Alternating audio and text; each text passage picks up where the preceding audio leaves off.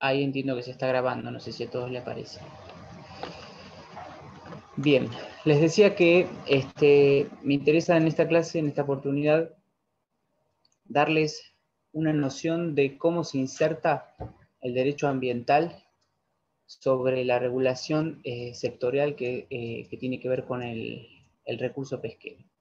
Un poco vamos a repasar conceptos muy genéricos, pero mi idea es que los puedan bajar a la práctica, que los puedan empezar a visualizar y que puedan entender de qué hablamos cuando hablamos de paradigma ambiental y de qué hablamos con lo que varios autores han definido que es la revolución del derecho de la mano del derecho ambiental.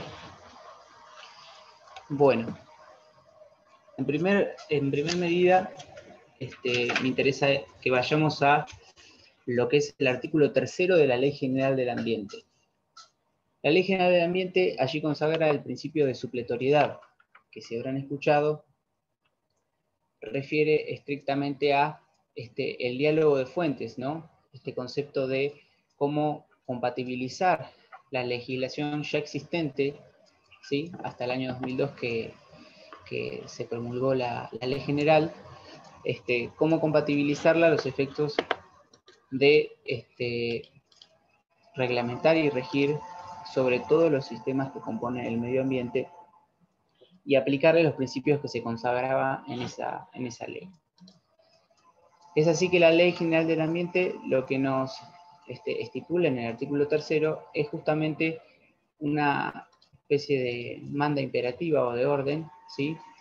Que refiere a la necesidad de utilizar esta ley a los efectos de interpretar y de aplicación de interpretar y de aplicar la legislación específica sobre la materia, esto es, sobre los sistemas que componen el bien jurídico ambiente. Y es en esta línea que ahora les propongo que repasemos cómo es que nosotros tenemos que comenzar a ver toda legislación sectorial y en particular la Ley Federal de Pesca bajo esta premisa, ¿no? Es así que, revisando la legislación con el enfoque ambiental, en primer medida, la nueva reinterpretación nos manda a hacer foco en lo que tiene que ver con el uso racional de los recursos, ¿sí? Entonces, cuando hablamos de la primera interpretación que le tenemos que dar a la Ley Federal de Pesca, tenemos que hablar del uso racional de los recursos. La Ley Federal de Pesca, dentro de todo, es bastante contemporánea con los conceptos que están plasmados en la Ley General del Ambiente, dado que se promulgó en el año 98, pero es anterior a esta. Y cuando hablamos de uso racional de los recursos naturales, estrictamente hacemos referencia a el aprovechamiento que garantice la posibilidad y el derecho de las generaciones futuras a poder valerse del mismo recurso que hoy se encuentra explotado. Recuerden ustedes que en la clase anterior yo les expliqué que el corte que se diagramaba en este recuento histórico en la segunda etapa venía de la mano de esta técnica legislativa con un nombre extraño que se llama demanialización, que es incorporar al patrimonio público del Estado, ¿sí?, bienes que se encuentran al alcance de los particulares, en este caso los recursos pesqueros, que fueron mediante ese decreto ley incorporados al patrimonio público, como les decía, pero que ahora, con los nuevos parámetros y los nuevos conceptos ambientales que tenemos que comenzar a aplicar sobre toda legislación sectorial, tenemos que aprender a ver que esta patrimonialización que se hizo de los recursos naturales no obedece ni responde estrictamente a un derecho de propiedad sobre los mismos, ¿sí?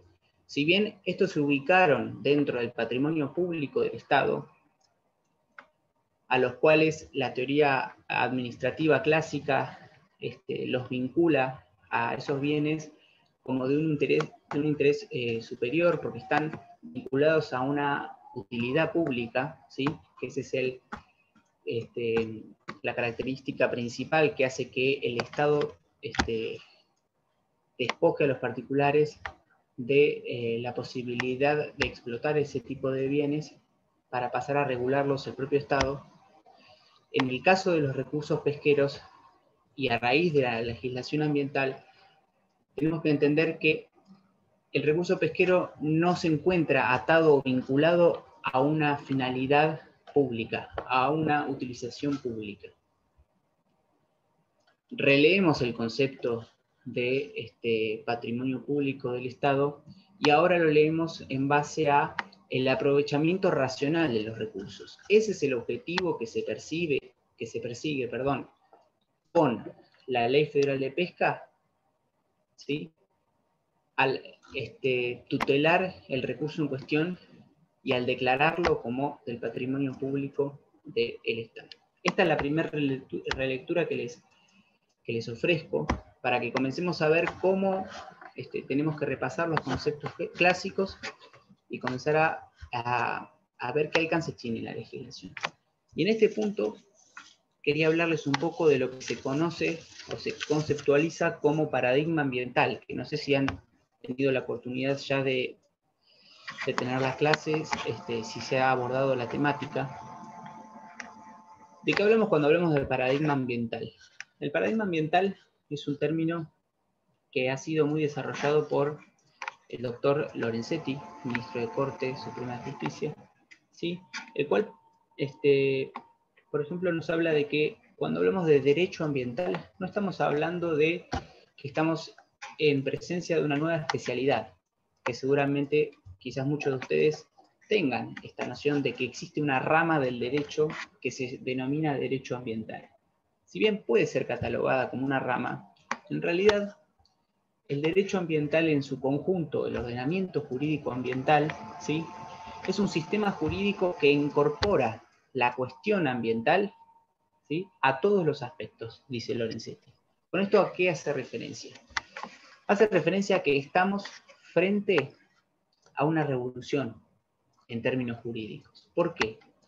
Porque el ordenamiento jurídico ambiental, si bien es absolutamente contemporáneo, tiene a todo el ordenamiento clásico de todos los sistemas, ¿sí?, y coloca dentro del escenario de regulación la temática ambiental y el objetivo de la tutela del bien jurídico ambiente. Ustedes también van a recordar que en la clase anterior yo les,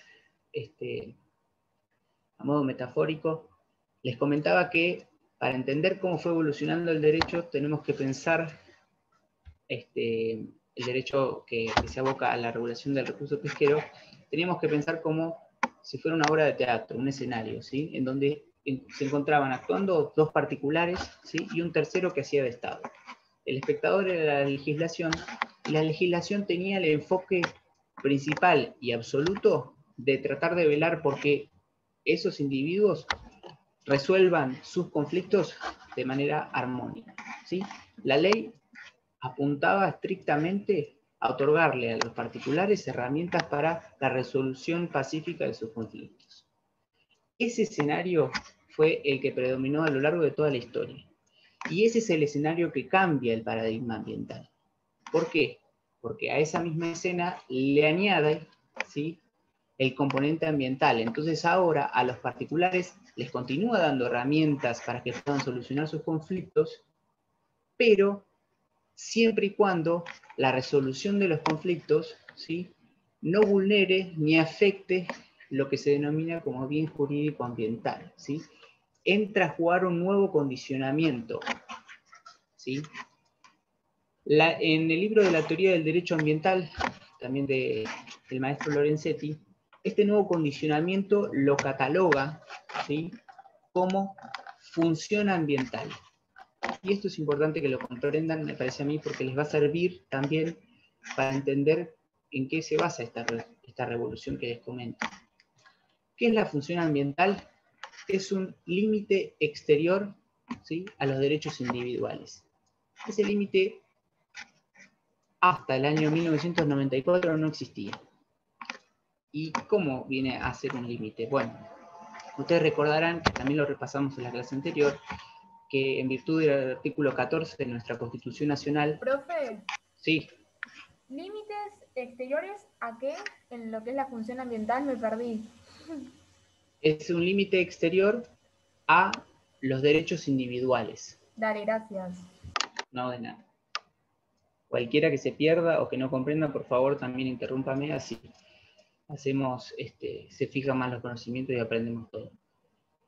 Les decía, la función ambiental es este límite exterior. ¿Cómo entra a jugar? Ustedes recuerden que todos los derechos que nosotros tenemos son derechos relativos, ¿sí? No son derechos absolutos. Si bien lo más cercano a un derecho absoluto en el ordenamiento civil lo tenemos reflejado en los derechos patrimoniales, justamente, ¿no? Pero aún así los derechos patrimoniales responden a ciertos límites. La teoría clásica del derecho que decía que esos límites estaban dados, en realidad respondía a un eslogan muy simple que todos van a entender, que es el siguiente: mi derecho termina a donde empieza el derecho del otro. Eso, en resumidas cuentas, era la relativización de los derechos individuales. Ahora, con la revolución que introduce el ordenamiento jurídico ambiental, la función ambiental es un nuevo límite a eso, el ejercicio de los derechos. Ahora no solo termina mi derecho a donde empieza el derecho del otro, sino que termina mi derecho a donde comienza o se encuentra el derecho a el ambiente sano, ¿sí? Que está consagrado en el artículo 41 de la Constitución Nacional. O sea, al incorporar la temática ambiental, vemos una nueva restricción al ejercicio de los derechos, y esto es de lo que se habla cuando se habla de paradigma ambiental. Estas premisas genéricas son las que después se van a ir bajando a la práctica, ¿sí? Y son a través de las cuales nosotros tenemos que leer toda legislación que aborde la materia que estamos tratando, que es recursos naturales. Esto es un poco lo que me interesaba brindarles y digamos, es la base y la esencia de esta materia, les podría decir. Es tratar de ver todos los instrumentos y las legislaciones que en su gran mayoría van a ser anteriores a la Ley General del Ambiente del 2002, ¿sí? Pero aprender a leerlos de esta forma. Y cualquier conexión y cualquier reinterpretación, si ustedes la aprenden, va a ser un logro absoluto de la cátedra, ¿sí? Porque es el objetivo justamente de esta materia. Que ustedes aprendan de las legislaciones que regulan las actividades sobre los recursos, pero que también aprendan a reinterpretarlas y a releerlas, ¿sí? Les decía que habíamos comenzado hablando de la primera reinterpretación que le hacemos a la Ley Federal de Pesca, vinculada con el uso racional de los recursos. Una segunda reinterpretación que tenemos que hacer es la que se vincula con el objeto de la regulación de la Ley Federal de Pesca, ¿sí? ¿Cuál es el objeto de la ley? Reglamentar la actividad que se ejerce sobre el recurso pesquero. Bien. Dicho recurso pesquero ya no es más catalogado como una cosa fungible o consumible, ¿no? Términos del Código Civil, sino que es parte, como dijimos, del dominio público del Estado. Pero ahora tenemos que verlo a través de lo que se conoce como un enfoque sistémico.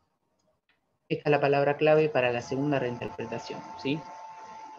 El enfoque sistémico justamente lo que pregona es ver al recurso como parte de un todo.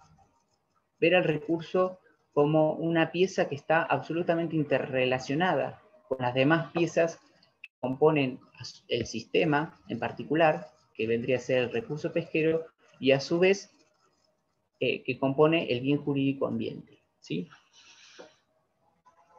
Este nuevo enfoque arroja, digamos, para bajarlo a la práctica, algunas consecuencias que son partes de las reglamentaciones del recurso en la actualidad. No sé si recordarán ustedes que la clase anterior yo les mencioné que existía una problemática con respecto al uso de las redes, ¿sí? De arrastre, y con respecto a los permisos que se otorgan para pescar determinada cantidad de una especie, y cuando se va a pescar esa especie, se termina pescando otra. Esa problemática, ese desbalance, ese desequilibrio genera muchas consecuencias, justamente porque el Estado, que tiene que velar por analizar el estado del recurso, al ver que un particular que tiene la habilitación para pescar un determinado recurso termina pescando quizás más de otro recurso al cual no estaba habilitado, pero es inevitable que suceda, se produce un desequilibrio justamente, que es lo que no busca la Ley Federal de Pesca. Sí. Maite pregunta si eso sería el bycatch. Exactamente. Ese término inglés que traducido es captura accidental, ¿sí?, de especies, es la problemática actual y moderna que les traje a colación la clase pasada y que ahora les vuelvo a refrescar, pero con este enfoque de lo que tiene que ver con la gestión ecosistémica, ¿sí?, que son premisas que parten de la Ley General del Ambiente y que nos obligan a nosotros justamente a ver que el recurso en cuestión tiene determinada vinculación con otro recurso. Y que nosotros cuando abordemos la regulación de la actividad humana sobre ese recurso, tenemos que reparar en de qué forma la explotación de ese recurso puede vulnerar o afectar otro tipo de recurso que esté conectado natural y biológicamente, ¿sí?, buscando así proteger el denominado equilibrio biológico, ¿sí?, que se compone de esta armónica interrelación entre todos los recursos del ambiente. Las prerrogativas y las resoluciones del Consejo Federal Pesquero, por ejemplo, que abordan esta problemática del bycatch, son producto de este nuevo enfoque ecosistémico, ¿sí?, de esta forma de ver el recurso como algo, no como algo aislado, fungible y consumible, sino como algo absolutamente interrelacionado. Ese es el segundo enfoque que les quería traer a colación de la Ley Federal de Pesca. El tercero tiene que ver con lo que conocemos en la Ley General del Ambiente como un instrumento de gestión, que es la información pública ambiental, de cual existe una ley y se encuentra absolutamente reglamentado. A su vez está vinculado con el acuerdo de Escazú, que seguramente sea tema de las clases de la cátedra. Y a su vez está vinculado con lo que conocemos como participación ciudadana, ¿sí?, que está reglamentado en el artículo 19 de la Ley General del Ambiente, y que van a ver que es un mecanismo crucial, muy importante, y que se inserta principalmente en lo que se conoce como evaluación de impacto ambiental, que es este procedimiento previo que tiene que hacer todo particular a ejecutar una obra que pueda potencialmente vulnerar o afectar el medio. Entonces, la información pública ambiental y la participación ciudadana, instrumentos que tenemos en la Ley General del Ambiente, también su influencia genera, digamos, consecuencias que se pueden bajar a la práctica y que se perciben en la regulación del recurso hoy día, y que de alguna manera fueron o habían sido tenidas en cuenta a la hora de elaborar la Ley Federal de Pesca. Bajando a la práctica esto, hoy en día existen, ¿sí?, el ejemplo práctico es que existen comisiones de seguimiento de pesquerías. Por ejemplo, la pesquería más común, que es la de merluza hupsi o merluza común, tiene una comisión de seguimiento específica. ¿Cómo está compuesta esta comisión de seguimiento? Justamente está compuesta por los particulares, o sea, los representantes de las cámaras empresariales, ¿sí?, que ejercen la pesca, tienen una participación absolutamente activa en estas comisiones de seguimiento. ¿Cuál es el objetivo de la comisión de seguimiento? Monitorear el recurso en cuestión. O sea, por un lado, tenemos el INIDEP, que es el instituto que le suministra información científica del estado del recurso al Consejo Federal Pesquero, ¿sí? Y a su vez tenemos un proyecto de extensión, podríamos denominarlo así, ¿sí?, del propio INIDEP, que se llama Comisión de Seguimiento, en donde se incorpora diversos agentes que no solo son los representantes de las cámaras pesqueras, sino que también participan representantes de ONG, ¿sí?, que tienen en contacto y que tutelan determinados recursos marinos. Entonces, fíjense ustedes cómo esta participación, que a su vez los dictámenes de las comisiones de seguimiento son información pública, como toda información vinculada al recurso pesquero. Fíjense ustedes cómo estos son bajadas prácticas, ¿sí?, de las premisas que tiene la legislación ambiental y que de alguna manera tiñe a la Ley Federal de Pesca y en definitiva hace que se aplique en esta ley sectorial, ¿sí?, que aborda este recurso en cuestión. Van a ver a lo largo de la materia que existen otras, obviamente, actividades, llámese minería, por ejemplo, en las cuales no van a encontrar tan fácilmente, les puedo asegurar, una bajada práctica de los principios o premisas de la Ley General del Ambiente. ¿Por qué? Porque generalmente tenemos concepciones mucho más tradicionalistas, más cerradas, y leyes mucho más antiguas, en donde va a ser difícil la relectura, va a ser difícil la bajada a la práctica, pero si ustedes en un examen escrito oral logran plasmar una interrelación entre lo que tiene que ver con las premisas o principios de la Ley General del Ambiente y la legislación aplicada a determinada actividad, yo creo que han logrado mucho y que eso refleja mucho conocimiento por parte de ustedes, que un poco está absolutamente atado con el objetivo de esta cátedra, ¿sí? Bueno, ahí hicimos un breve repaso de cómo podemos bajar a la práctica los instrumentos que nos da la Ley General del Ambiente atravesando la Ley Federal de Pesca. Ahora bien, quería volver sobre un tema que se vincula con el estatus jurídico del recurso, que ya un poco hablamos, que es el tema de verse incorporado el recurso dentro del patrimonio público del Estado y qué consecuencias jurídicas tiene esto. Quería un poco ver si alguien se atreve a decir sí o no, aunque sea, en base a la siguiente pregunta o planteo que les voy a hacer, que me parece que es más práctico para que lo entiendan mejor. Supongamos que ustedes ya están en el ejercicio de la profesión y viene a consultarlo algún gerente de una empresa pesquera con un problema que es el siguiente. Resulta ser que la Secretaría de Agricultura, Ganadería y Pesca dictó una resolución, recuerden ustedes que es la autoridad de aplicación de la Ley Federal de Pesca, en donde dicha resolución dispone que los cupos de captura, o sea, la cantidad de toneladas que dicha empresa puede pescar sobre determinado recurso, se redujeron, ¿sí? Dispone entonces que la empresa puede pescar menos de lo que venía pescando sobre determinado recurso. Y a su vez, esa resolución también dispone que los barcos de esa empresa no pueden ir a pescar ese recurso en una determinada zona geográfica, ¿sí?, de las aguas nacionales. Entonces, planteada este problema, se los plantea el gerente de una empresa y les pregunta qué se puede hacer. ¿Ustedes qué le contestarían? ¿Hay alguien que se anime a darle una respuesta?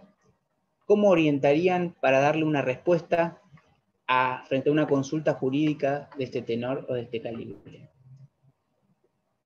Les garantizo que la respuesta se las di la clase pasada, pero a ver si alguien se anima.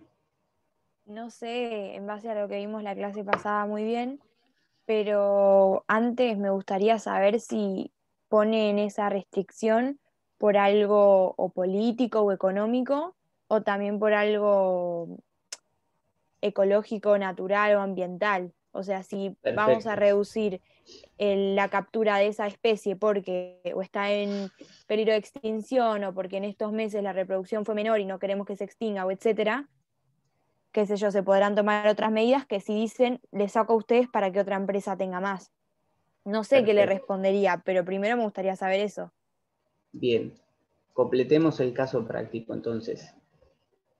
Tiene ambas. La resolución, supongamos que la resolución tiene o responde a parámetros biológicos con respecto a restringir la cuota de captura del recurso. Dice que el recurso no soporta, ¿sí?, lo que se venía pescando el año anterior y ahora tu empresa va a tener que pescar menos. Básicamente es eso. Pero por otro lado también te dice que la flota que tiene, o sea, los barcos que tiene determinada empresa no van a poder pescar ese recurso en determinada zona porque son barcos que se los cataloga como congeladores. Para que ustedes entiendan, actualmente tenemos 3 categorías de barcos. Los buques costeros, que vendrían a ser las lanchitas amarillas que ustedes ven en el puerto. Los buques fresqueros, que son aquellos buques fresqueros, por ejemplo, de altura, ¿sí?, que van a pescar el recurso mucho más lejos a lo que van las lanchas amarillas del puerto, pero no son distancias tan largas porque no congelan el pescado a bordo, sino que lo dejan en hielo, ¿sí?, en toneles de hielo, para mantenerlo y para que cuando lo traigan a puerto sea un pescado bien fresco, ¿sí? Y tenemos una tercera categoría que son los buques congeladores, que son buques en donde estrictamente se subclasifican, digamos, en buques factorías o buques solo congeladores. Los buques factorías es donde se pesca, arriba del buque se filetea, se procesa, se empaqueta y queda el producto listo para la góndola del supermercado, congelado ya arriba del buque. Y tenemos los buques congeladores simples en donde directamente el pescado se congela entero, ¿sí? En este caso, volviendo al ejemplo práctico, tenemos que la consulta viene dada porque esta legislación que saca la Secretaría dice que los buques congeladores no pueden ir a determinada área a pescar un determinado recurso. En cambio, los buques fresqueros sí pueden ir a esa área a pescar ese recurso. Ahora, aclarado este punto, a ver, Candela, ¿qué tipo de respuesta le dirías frente a la pregunta de si se puede reclamar al Estado Nacional de alguna forma en base a esa resolución? No sé, pero hablar con al subsecretario de Pesca y preguntar ahí. No me acuerdo si era la SFP o el subsecretario de Pesca. El subsecretario de Pesca sí es la autoridad de aplicación, es la Sí, máxima autoridad en materia pesquera. Pero vos, ¿qué le consultarías al subsecretario de Pesca?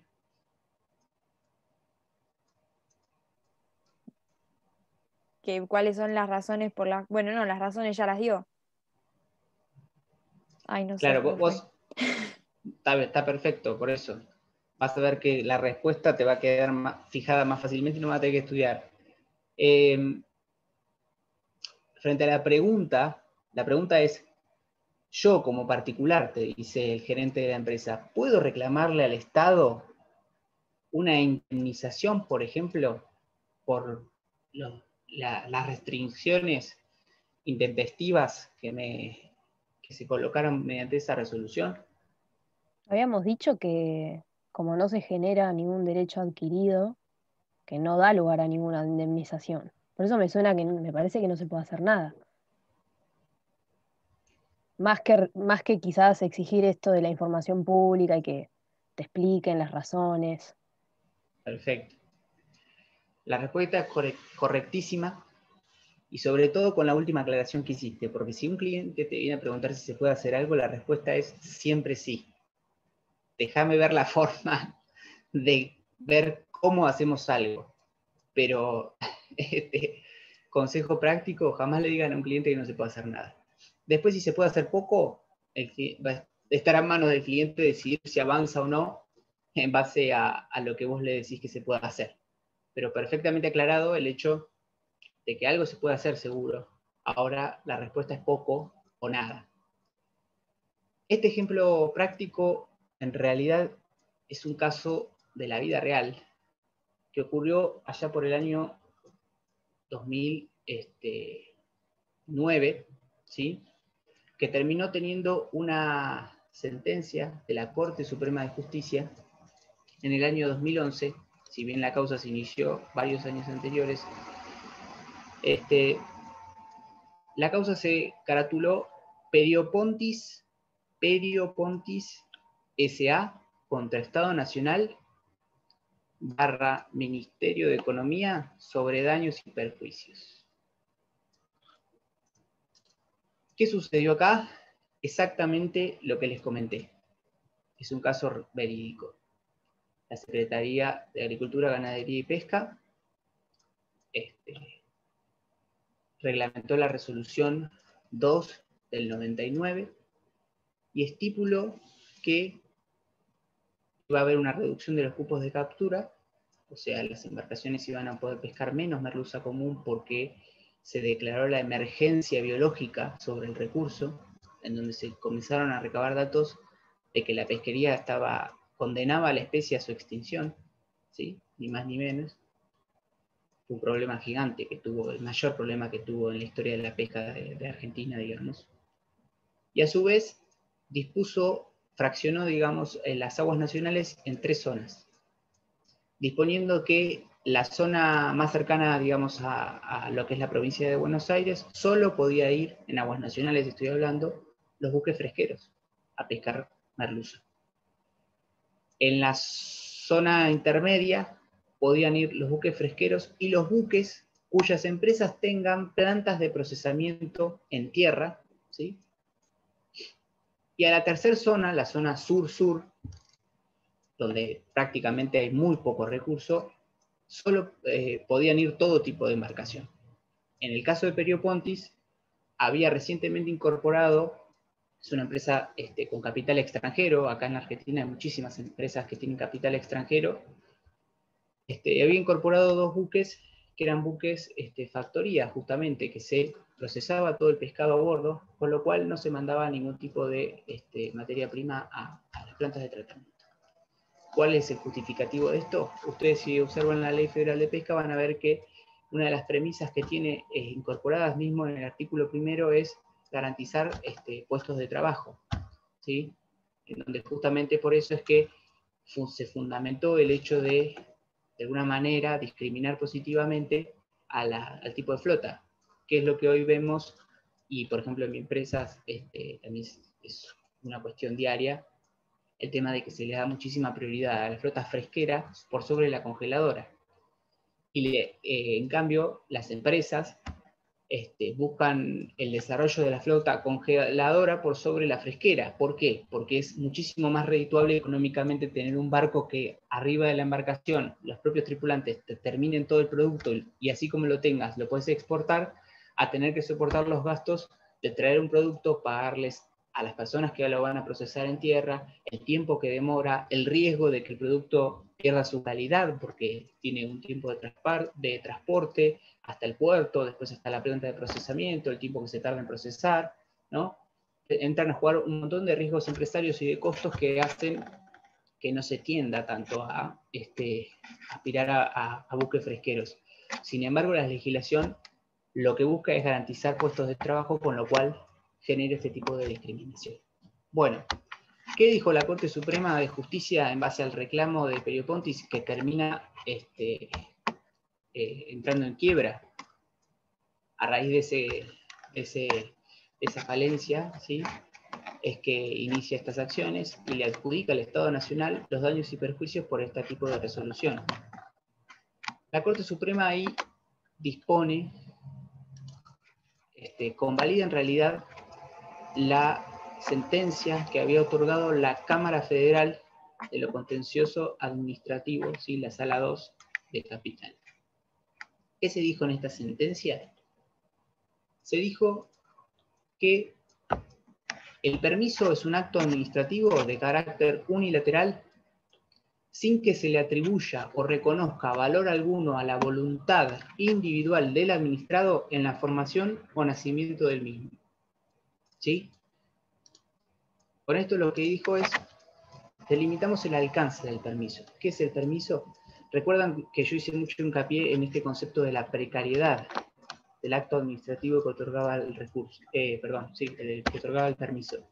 Bueno, justamente la Corte, al convalidar la sentencia de Cámara, efectivizó delineó el concepto estricto de permiso de pesca. Así también dispuso que este permiso constituye un acto unilateral de la administración, ¿sí? Que en esencia no representa sino un acto de tolerancia administrativa con carácter meramente precario, ¿sí? y la frase de cabecera que describe el fallo es que se dispuso que el Estado, al otorgar los permisos, más que otorgar derechos, están tolerando un uso sobre el recurso, ¿sí?, en cuestión. Recurso que le pertenece al Estado, las arcas públicas.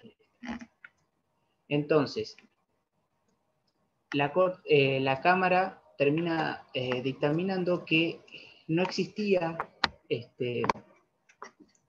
una legítima expectativa por parte del administrado a los fines de suponer que se iba a mantener el status quo, ¿sí?, de lo que se venía pescando, o al ritmo que se venía pescando en los años anteriores, dado que justamente el permiso que se le otorga para pescar esa especie y otras, siempre reviste de condicionamientos que pueden variar intempestivamente. Por eso es que es un acto administrativo que se clasifica con esa denominación.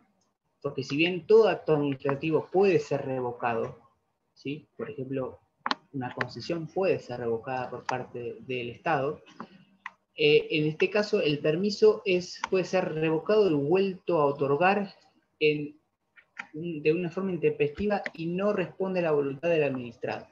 Ni tiene potestades el administrado de adjudicarse derechos y por ende daños sobre las variaciones de este permiso. Este es un fallo que les quería compartir, que me parece muy interesante. Si ustedes quieren, si les interesa ahondar, tengo un texto que yo siempre cuando estudiaba miraba la cantidad de hojas que tiene, y este tiene 15 hojas, con lo cual no creo que se les sea muy difícil de leer, en donde se describe este fallo y otro que les voy a mencionar también, que me parecen los dos grandes fallos que un poco delinean lo que estamos hablando, y que les recomiendo que cuando salgan de la profesión o durante el estudio de la carrera también lean los fallos de la Corte Suprema de Justicia. Van a ser tediosos, van a ser difíciles de interpretar, pero les garantizo que, esta es una interpretación mía, el derecho no se compone de la ley, sino de la interpretación que hacen los jueces de la ley, ¿sí? Tiene más peso la interpretación de un ministro de corte que la letra fría de la ley, porque en definitiva todo versa en interpretaciones, y todo versa en las interpretaciones del máximo tribunal sobre todo. Ahí es donde se delimitan los conflictos en definitiva. Bueno, siguiendo con la exposición de razones y de nuevos paradigmas de la Ley Federal de Pesca, lo que les quería traer a colación es una de las problemáticas actuales, ¿sí?, que se vinculan con algo que también mencioné y un poco hice hincapié en la clase pasada, que tiene que ver con el dominio y jurisdicción de los recursos. Si tienen la computadora abierta y quieren abrir la Ley Federal de Pesca, en el artículo 4 y 3, se aborda el tema del dominio de las provincias, que tiene su anclaje en el artículo 124 de la Constitución Nacional, donde las provincias poseen el dominio originario de los recursos que se encuentren sobre su territorio, ¿sí? Y la Ley Federal de Pesca dispone que justamente son las provincias las que tienen el dominio sobre sus recursos, pero dispone que esa exploración o explotación, en definitiva la administración de ese recurso, tiene que ser ejercida a través del marco federal que se establece en la presente ley. Con esto, les había mencionado en la clase pasada que muchos doctrinarios interpretan que la Ley Federal de Pesca, si bien es anterior a la Ley General del Ambiente, es una ley de presupuestos mínimos. Porque ustedes fíjense que condiciona la regulación de un recurso a los parámetros y encima habla de marco que otorga la Ley Federal de Pesca. Esta es otra relectura de los sistemas ambientales referidos a la Ley Federal de Pesca, por ejemplo. Y esto se vincula con un fallo que les quería introducir, que tiene que ver con, que se caratula como Argenova S.A. con Santa Cruz sobre acción declarativa. Este sí es un fallo dictado por la Corte Suprema de Justicia y se lo catalogó de leading case, fíjense ustedes, por cómo se describe la competencia que tiene el Estado Nacional para regular el recurso en cuestión. ¿Qué pasó en el caso práctico acá? Argenova, el nombre del gallo casi... Perdón, había puesto una consulta ahí si podíamos repetir el nombre, sí. La carátula, costumbre de decir carátula, es Argenova, con B corta, S.A., Sociedad Anónima Argenova, S.A., con Santa Cruz, sobre acción declarativa. ¿Qué es la materia de la discusión? Ustedes ven que es acción declarativa. ¿Qué es la acción declarativa? Es un recurso, una herramienta que tenemos todos los ciudadanos, ¿sí?, para poder solicitarle al juez que se expida sobre la interpretación de una ley, ¿sí?, o sobre el diálogo de fuentes, ¿sí?, que generan dudas y potenciales afecciones al derecho del particular. Lo que se le pide en este caso al juez es que dictamine, ¿sí?, y resuelva si la ley 2632 de la provincia de Santa Cruz resultaba inconstitucional por alterar el artículo 40, inciso B de la Ley Federal de Pesca y por ende el artículo 31 de la Constitución Nacional. ¿Qué sucedió en la práctica? Resulta ser que la provincia de Santa Cruz, a través de esta ley, dispuso que para poder autorizar el despacho a la pesca en aguas nacionales de las embarcaciones de la empresa que está hoy en día radicada en la provincia de Santa Cruz, tenía que contar con su dotación, o sea, con su tripulación, de un 50% de ella, que sean ciudadanos argentinos, con un mínimo de residencia en la provincia de Santa Cruz de 2 años. Lo que estaba haciendo la provincia era garantizar puestos de trabajo para los santacruceños, evitando a que se incorporen o que se emplee otro tipo de argentino o extranjero dentro de las flotas de todas las empresas radicadas allí. Entonces Argenova lo que hizo fue plantearle a el juzgador esta problemática que le generaba, porque en la práctica generalmente se emplea mucho personal que proviene, por ejemplo, de la provincia de Corrientes. ¿Por qué? Porque son personas que están muy abocadas o son muy cercanas a lo que es la pesca, son gente que conoce del rubro y que ya data de largos años la tradición de contratar gente de esa provincia. Tanto así para las empresas de Mar del Plata sucede un poco lo mismo. Y que esto justamente le provocaba los perjuicios operativos, ¿sí? Y en definitiva perjuicios económicos a la empresa, con lo cual buscaba que el juzgador declare inconstitucional esa ley. Esto fue escalando hasta llegar hasta la Corte Suprema, en donde se terminó resolviendo o disponiendo, ¿sí?, que efectivamente la provincia de Santa Cruz declaró, reglamentó una ley de forma inconstitucional, porque abordó la regulación de la actividad pesquera ejercida inclusive en áreas nacionales por una ley provincial.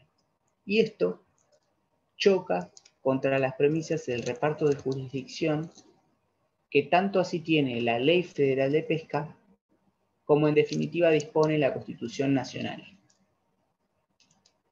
El artículo 40, inciso B de la Ley Federal de Pesca, no quería dejar de decirles, dispone como obligación para toda la flota que pretende pescar en aguas nacionales, que un 75% de su tripulación se encuentre compuesta por argentinos o bien por extranjeros que hayan residido en el país por el transcurso de 10 años. Entonces, fíjense ustedes que era una obligación más que se le imponía por parte de la provincia para pescar en aguas nacionales. La Corte encontró que eso era una extralimitación, que atentaba contra el sistema federal, y a lo largo de los fallos y a lo largo de los considerandos del fallo, describe a la Ley Federal de la Pesca, en definitiva, como una ley mixta, que esto es lo interesante también del fallo. ¿Por qué mixta? Porque la Ley Federal de Pesca nuclea diversos tipos de legislación. Tiene legislaciones que obedecen estrictamente a parámetros constitucionales, cuando, por ejemplo, busca tutelar la biodiversidad, artículo 41. Tiene también legislación que obedece a leyes de presupuestos mínimos, la Ley General del Ambiente, como venimos viendo. Tiene legislación que obedece a parámetros administrativos, que se sitúan o tienen su fundamento en el poder de policía del Estado. En definitiva, nuclea la Ley Federal de Pesca un compendio de ramas de derecho que hace factible la posibilidad de regular en extenso todo el recurso y la actividad que se ejerce en definitiva sobre ese recurso en aguas nacionales.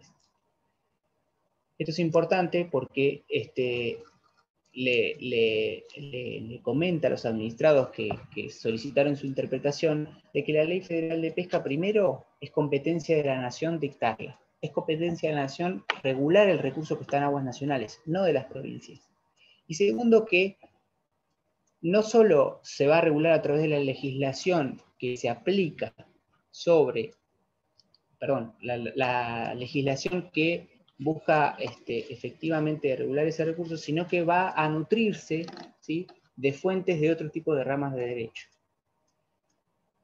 Y esto también se vincula con la reinterpretación que les venía comentando, en donde necesariamente tiene que tener un sostén la regulación de la actividad en parámetros ambientales, porque si los contraría, va contra el principio de supletoriedad que consagra la Ley General del Ambiente.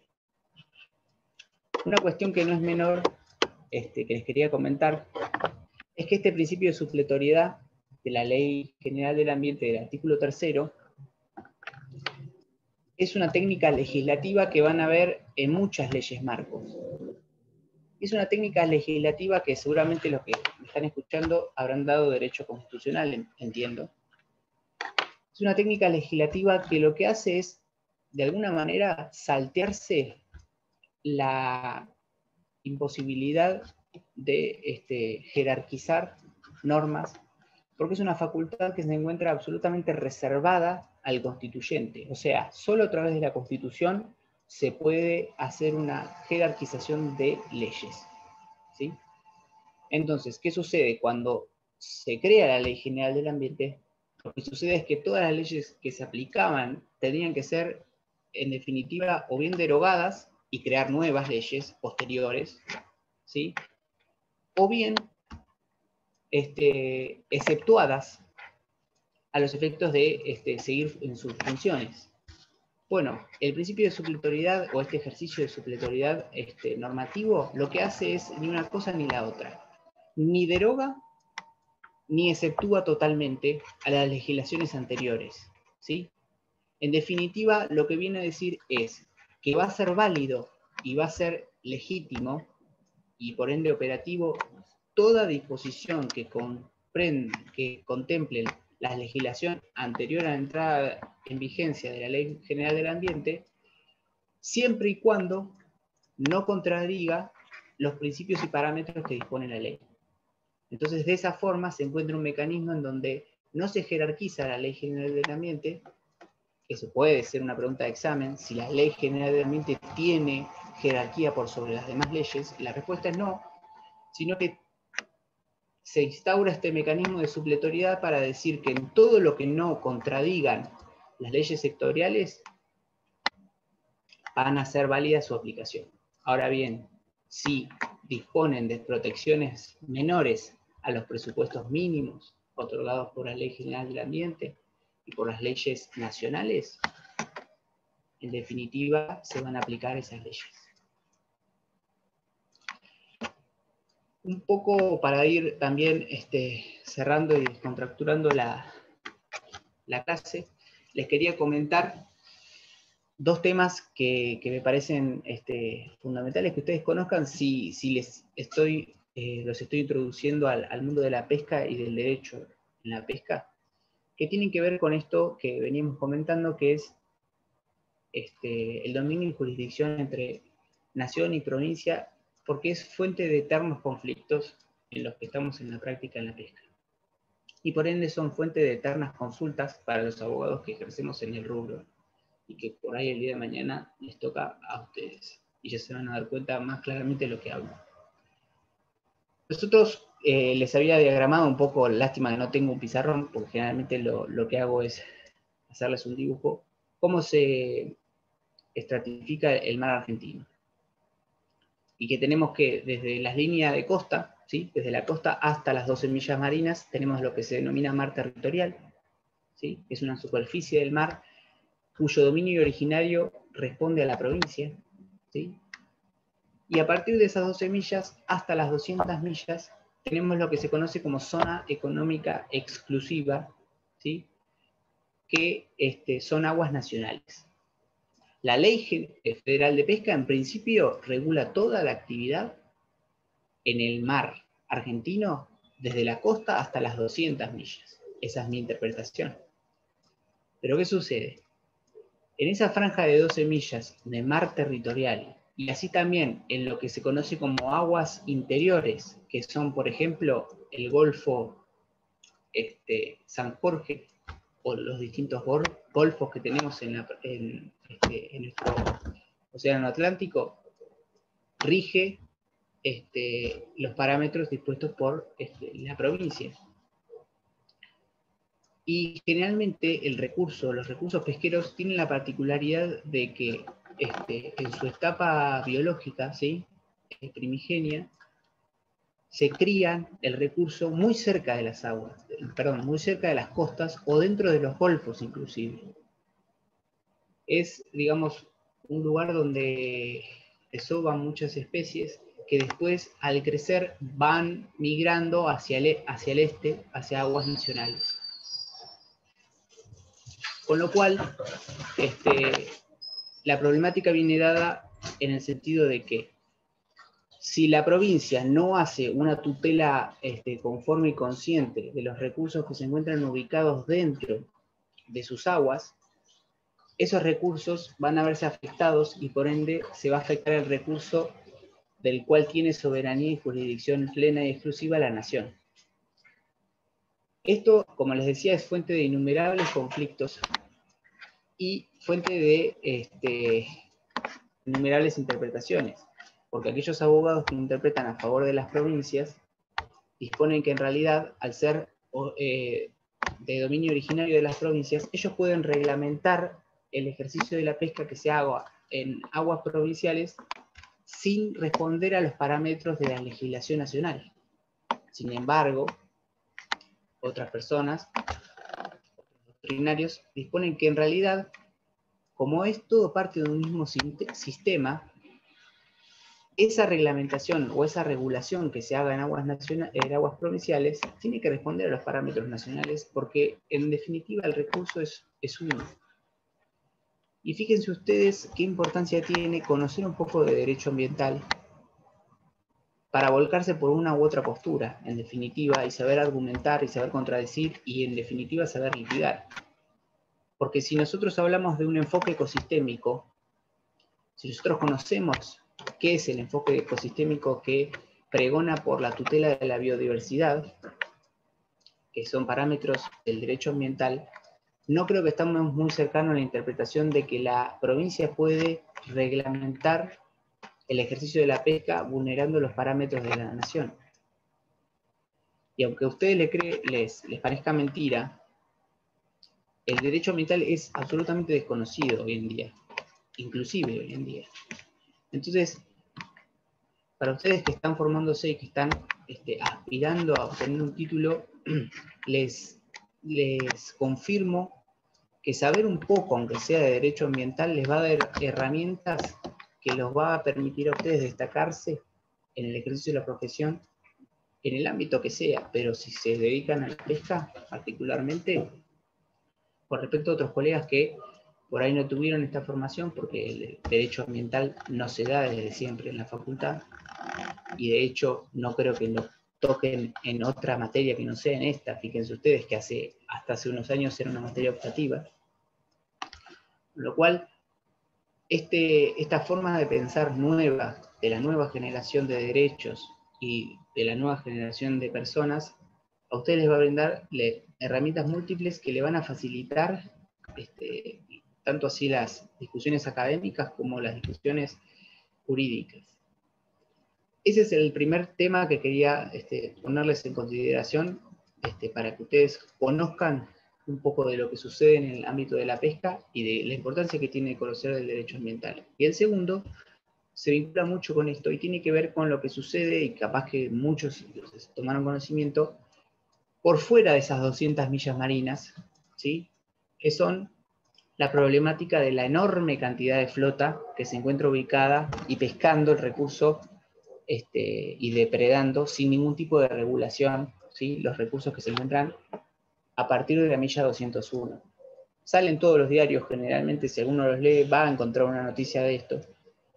Y allí se genera un inconveniente importante, porque en definitiva los convenios internacionales clasifican al recurso como especies transzonales o altamente migratorias.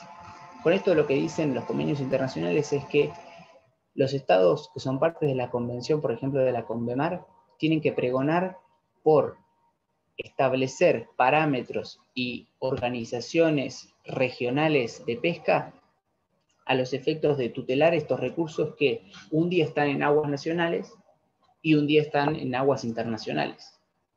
Porque si cada uno pesca indiscriminadamente en el momento en el cual el recurso se encuentra en la jurisdicción que le toque, en definitiva lo que se está haciendo es vulnerando el bien jurídico ambiente que es de todo ser humano. Esta problemática lo que hace también es convocar a muchos especialistas en la rama internacional para ver de cómo se da solución al conflicto. Y se ha abordado hasta la fecha, sobre todo partiendo de la CONVEMAR, que justamente lo que hace es convocar a los estados nacionales a que se pongan reglas claras a los efectos de conciliar cómo se va a ejercer la pesca en esas latitudes, que si bien son aguas internacionales, hay un acuerdo de estados, que a la fecha nunca ha progresado. Y en la actualidad existe una variante B a este problema, que yo tuve la enorme fortuna de participar en un proyecto de ley que avanza sobre un área marina protegida por fuera de las 200 millas marinas. La temática o el tema de áreas marinas protegidas, si a alguno le interesa desarrollar o escribir o participar de grupos de investigación, etcétera, me parece una temática absolutamente interesante para desarrollar.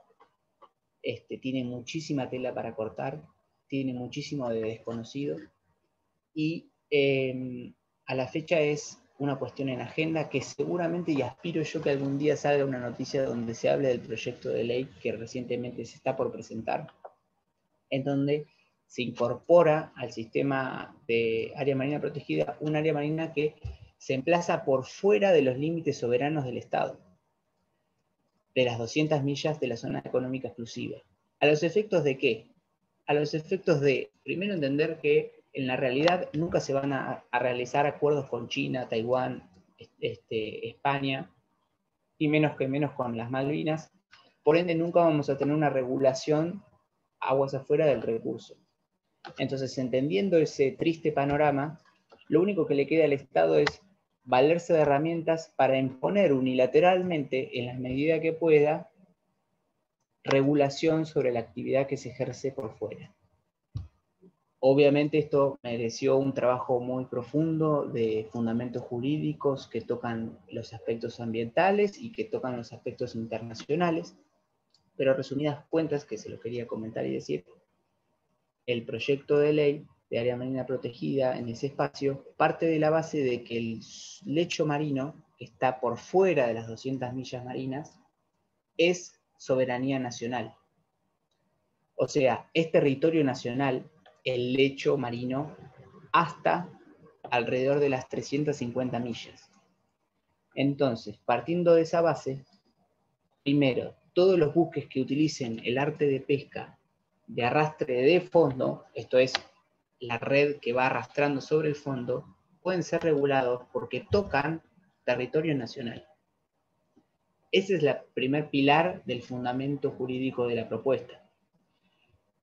El segundo pilar tiene que ver con que existen muchísimas embarcaciones, la gran mayoría, que no pesca con una red de arrastre de fondo, sino que pescan con otro tipo de sistema, que son anzuelos, o que son, bueno, la flota potera se la conoce porque son las flotas que pesca calamar. Van a ver que hay, utiliza luces, faros, para atraer el recurso y pescarlo con anzuelos.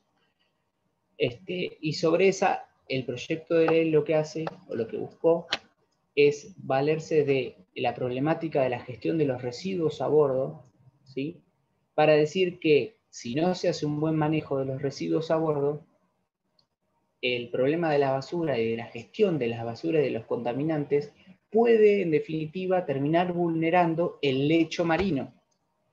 Y en base a los principios de prevención y de precaución que mismo están establecidos en la Convemar, se ve facultado el Estado ribereño, en carácter individual, a poder proceder a establecer reglamentaciones y medidas para regular la actividad que se ejerza en ese sector, que en principio no puede regular, basada o fundamentada en principios ambientales. Con esto también les quería, digamos, hacerlos dar cuenta de que el conocer la temática ambiental, los alcances que tiene la temática ambiental y sobre todo el derecho internacional ambiental puede, digamos, abrir muchísimas puertas porque es territorio muy poco explorado, tanto en el ejercicio, no tanto así como en lo académico, pero sí en el ejercicio, en la puesta en práctica. Y en esta temática, que a mí me parece sumamente atrapante y como verán, es un poco pasional, veo que existen millones de alternativas y de cuestiones que pueden venir a zanjarse, problemas eternos que se pueden zanjar si se aplican correctamente los principios y parámetros ambientales, como es este caso, por ejemplo. Tenemos una flota que depreda, que no responde a ninguna legislación porque es agua internacional. Sin embargo, encontramos una ventana para que el Estado Nacional pueda ejercer su soberanía y reglamentar ese tipo de flota que no podría ser tocado en base a principios del derecho ambiental. Fíjense ustedes la importancia que tiene y fíjense ustedes otra muestra más de lo que veníamos hablando de lo que es el paradigma ambiental y cómo tiñe a todo ordenamiento. Ordenamiento jurídico internacional, ordenamiento jurídico nacional, pesquero, ordenamiento jurídico del que se les ocurra. Todo está trazado con una misma línea, con un mismo pincel, y es un poco la idea es esa, es que ustedes comprendan esos alcances, la importancia que tiene la relectura de las normas, y en definitiva, quería traerles a colación estas dos grandes temáticas que hoy en día se están charlando mucho, que por ahí ven, y que sirven para introducirse un poco en estas cuestiones referidas a los recursos en cuestión. No sé si me han podido seguir, si hay alguna duda de lo que he dicho. ¿Estos proyectos se pueden llegar a leer en algún lado? O sea, si lo buscamos en Google, por ejemplo, puede llegar a aparecer. El proyecto de ley del que Sí. te hablo, todavía no. Todavía no, porque es un proyecto de ley que todavía no fue presentado. O sea, no es no entró dentro del sistema de la cocina de la legislación dentro del Congreso aún, pero en breves va a ser presentado. Si es que es presentado, esos son mis deseos, porque todos ustedes imaginarán que por buenos deseos que tengan los proyectos de ley, por interesantes que parezcan, todo depende y pasa por la mano de los políticos y por la mano del oportunismo político, que es peor. Con esto quiero decir que si no se está hablando del tema, pasó de moda y nunca más se presenta. El momento es hoy y ahora, porque hoy se habla de la temática, entonces por eso están las aspiraciones plasmadas. Pero yo, bueno, obviamente yo tengo el proyecto de ley y el proyecto de ley tiene todo un documento científico, biológico, respaldatorio del propio proyecto, además de lo que son los fundamentos jurídicos. Le serviría muchísimo a aquellos, por ejemplo, que están estudiando Derecho Internacional Público. Creo que conocer el proyecto de ley y entenderlo te ayuda a entender muchísimo cómo es que se vincula, qué es la Convemar, qué objetivos busca la Convemar, y todos los principios, en definitiva, que tiene la Convemar, están tocados en el proyecto o en el fundamento jurídico del proyecto de ley. Este proyecto de ley que les comento, en realidad es una versión alternativa a un proyecto de ley que sí pueden encontrar en Google, que es el proyecto de ley del oficialismo, que ya fue publicado, que habla de un área marina bentónica, que refiere a el bentos, que es el lecho, en definitiva, que se busca crear por fuera de las 200 millas. Esta versión, con el componente o con el atractivo de poder avanzar sobre otro tipo de flotas, con otro tipo de artes de pesca, más diversos componentes, es en lo que he participado yo junto, bueno, a varios profesionales que intervinieron. Sobre todo, yo no soy especialista en derecho internacional, con lo cual yo le di un poco el enfoque ambiental del tema.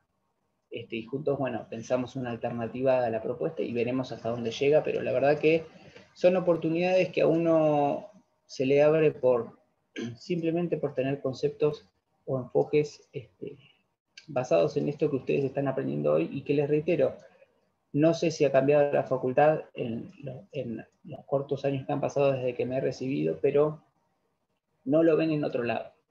Y a mi entender es fundamental que ustedes conozcan esto, que ustedes conozcan cuáles son los alcances de los principios ambientales, cómo es que todo se rige por la Ley General del Ambiente, todo, hasta inclusive el derecho penal, por más que no tengamos un código que aún nos incorpore, y la potencial salida laboral que tiene también, que es sumamente interesante. Por ahí no tiene la posibilidad de generar litigios constantes, porque se desconoce mucho del tema ambiental, pero sí te da la posibilidad de poder participar de cuestiones académicas y que en definitiva terminan trasladándose o formando parte de las leyes. Bueno, con esto no los quiero aburrir más. Faltan 10 minutos para que termine la clase, pero me parece que están un poco de sobra. Les había dicho que estaban seguramente cansados y no querían escucharme, pero me quise explayar sobre esto que me parece clave, porque si ustedes quieren tener un resumen de lo que sucede hoy en día en el ámbito de lo que es la pesca, estos son los dos grandes temas. Y espero que algún día algunos tengan la oportunidad de ser consultado y en definitiva se acuerde de que alguna vez tuvo una clase de recursos pesqueros en la facultad y vaya a buscar los apuntes y pueda de alguna manera cranear una respuesta para darle al cliente. Pero bueno, con esto un poco cerramos este capítulo de lo que es recursos pesqueros. No sé si quedó alguna duda, y si no, los libero para que continúen con sus quehaceres. Gracias por la clase. Muchas gracias. Buenas noches. Igualmente, que tengan muy buenas noches. Hasta luego. Hasta luego.